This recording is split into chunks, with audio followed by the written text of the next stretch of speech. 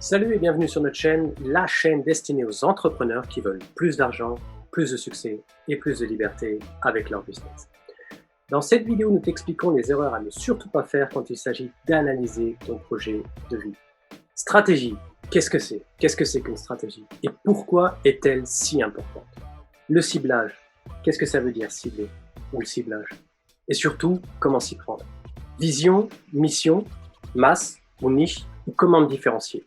Voici tous les thèmes que nous allons aborder dans cette vidéo. Allez, c'est parti. Donc, notre deuxième partie, c'est l'analyse de ce fameux projet. Alors, quand je dis projet, je parle toujours d'un projet de vie. À partir de maintenant, on a bien compris que le projet tout court, ça va rester, ça va buter à au premier obstacle. Donc, l'analyse du projet, il va reposer sur quoi? Sur une stratégie, sur un ciblage, mais surtout sur une vision, sur une mission et sur un élément différenciateur qu'on peut appeler aussi niche ou masse. Donc, notre projet, on va commencer à le déstructurer. C'est-à-dire qu'on va prendre le projet global et comme Michael aime bien le dire, on va faire du reverse engineering dessus. C'est-à-dire que, OK, dans 5 ans, dans 10 ans, vous voulez en être là. Comment on décompose tout ça? Comment on morcelle tout ça? Comment on découpe? J'ai un pain et j'en fais des tranches. Parce que si vous avez le pain global, c'est trop compliqué pour votre cerveau de se dire, OK, si on s'était dit, nous, dans 5 ans, on gagne 10 millions chacun, je pense que je serais encore assise sur ma chaise en me disant, OK, qu'est-ce que je fais? Comment je prends ça? Je suis faire 1 million, mais comment je fais maintenant pour en faire plus? Quelle stratégie j'adopte? Parce que moi, ma stratégie de fonctionnement et entre guillemets de croissance, c'est dès que j'ai 150 000 euros, je rachète en cash, je rachète un bien. C'est une stratégie de croissance. J'achète un bien qui va être financé en partie par la banque et qui va être financé en partie, oui, par la banque et qui va s'autofinancer après par la location. Ça, c'est un apport, c'est une stratégie de croissance. Ben oui, mais si je raisonne un peu, je peux pas faire 10 millions avec ça.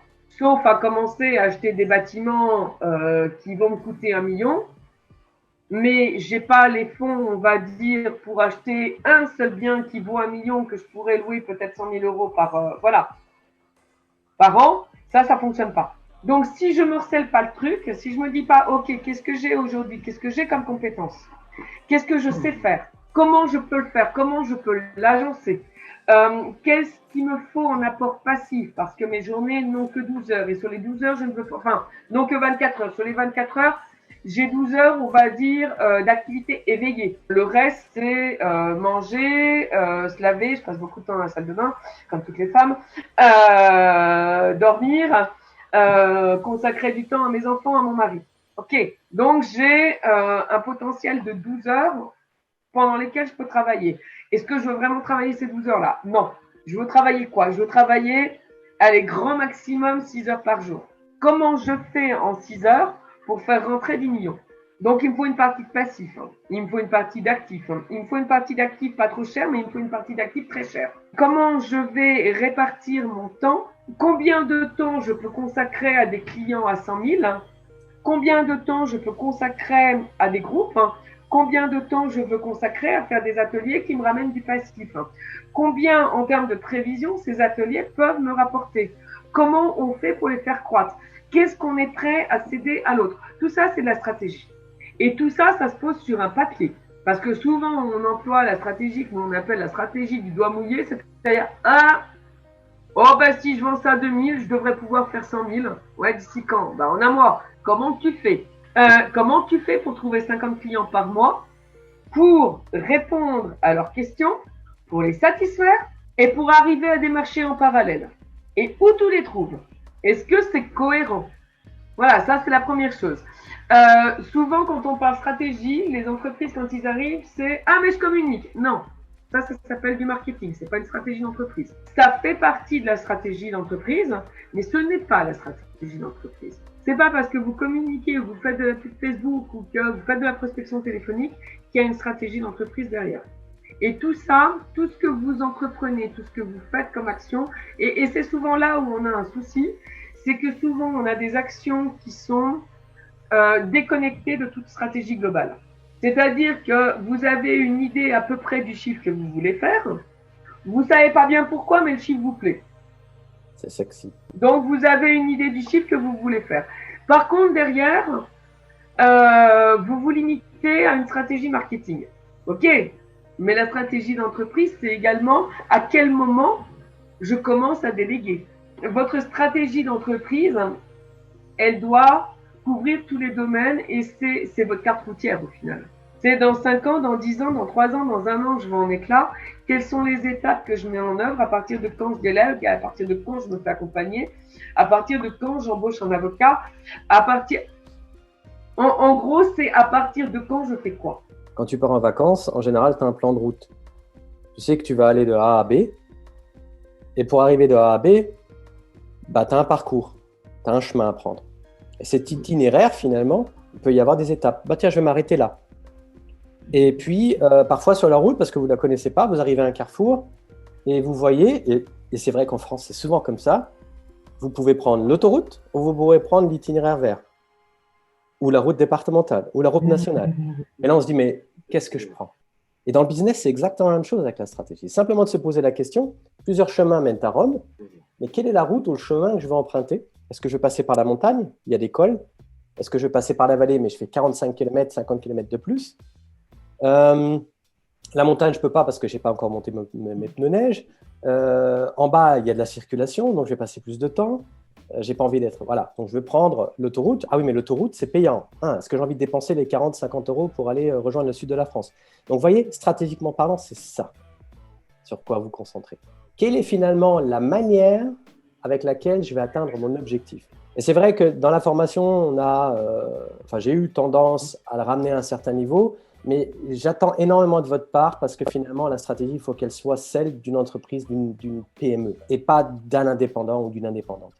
Et c'est pour ça que la barre est assez haute, mais une fois que vous l'avez de cette manière-là et que vous l'avez faite de cette manière-là, la stratégie, vous allez finalement répondre ou alors éviter toutes les erreurs que vient de vous dire Patricia. Donc, pensez toujours à la carte routière, les carrefours, les moyens que je peux emprunter. Est-ce que j'y vais en autostop?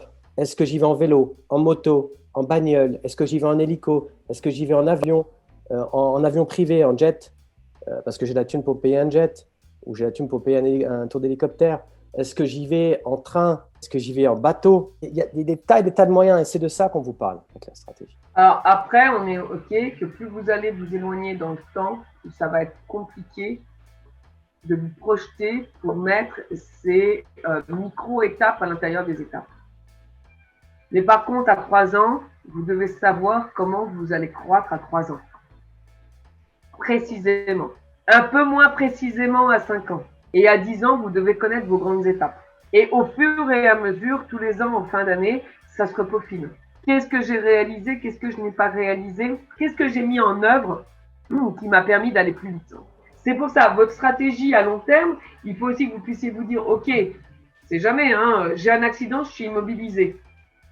Qu'est-ce que dans ma stratégie, je peux mettre en place maintenant, qui est faisable depuis mon lit d'hôpital? Voilà, c'est tout ce genre de choses qui va composer votre stratégie, c'est-à-dire quels sont les éléments que vous voulez voir dans votre panel global. Donc, une fois que tu as analysé, une fois que tu as posé ta stratégie, de ta stratégie va naturellement découler ton ciblage. Pourquoi? Parce que si tu fais pas une stratégie, la stratégie au doigt mouillé, elle te donne rien puisque tu ne sais pas demain ce que tu vas devoir faire pour atteindre ton chiffre. En revanche, si tu as une stratégie qui est bien posée, ton ciblage, il est clair. Parce que tu sais exactement avec qui tu as envie de travailler et qui va te permettre. Parce que dans votre stratégie d'entreprise, il y a évidemment le montant de chiffre d'affaires fait mensuellement, voir si vous la poussez, que vous la faites correctement. Il y a également ce que vous voulez gagner mensuellement. Et donc, si vous me dites que vous voulez gagner 100 000 euros avec votre ciblage et le RSA, on va vite avoir un problème. Donc, de votre stratégie va découler votre ciblage. Le pourquoi, le qui, le où et l'approche. Patricia, je t'interromps. Oui. J'aimerais bien faire intervenir nos participants, ne pas qu'ils s'endorment. La problématique que vient de parler Patricia, quelle est cette problématique, s'il vous plaît? Vous avez 5 minutes. 5 secondes. Allez-y, je vous écoute. Quelle est cette problématique? Tu as dit combien? 100 000 par mois, Patricia?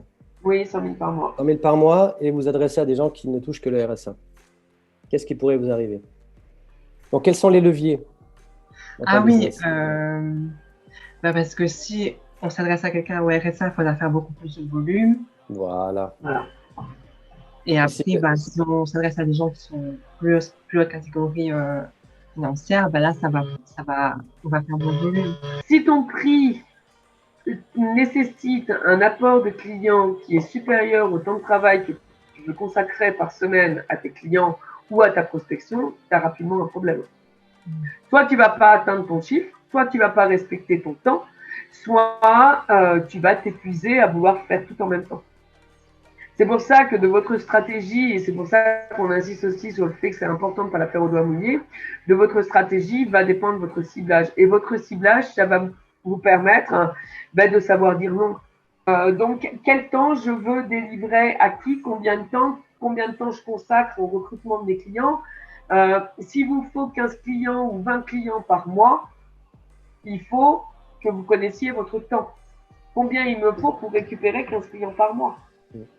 Et ça, c'est quelque chose à vous demander. Qu'est-ce que je vends à mon client? Est-ce que je lui vends un processus? Est-ce que je lui vends un résultat qui dépend d'un processus? Est-ce que je lui vends un processus et il se démerde avec son processus, hein?